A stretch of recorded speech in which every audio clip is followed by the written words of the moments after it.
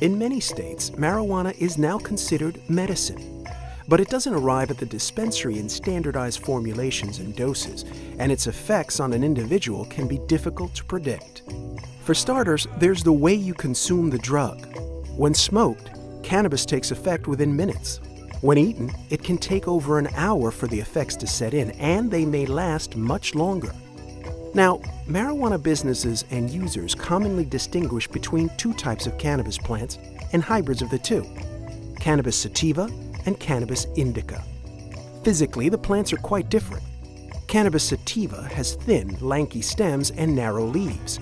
Cannabis indica is a stocky, smaller plant with stubby leaves. And many users report that the plants deliver distinct highs as well.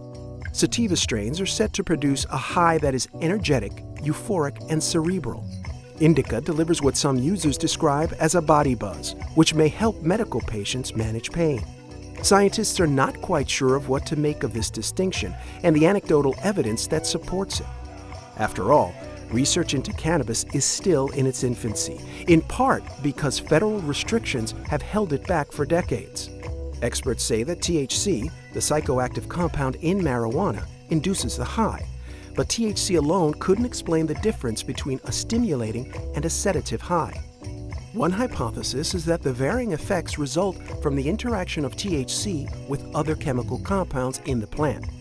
This is known as the entourage effect. Of course, each user's genetic profile also influences her reaction to cannabis and THC.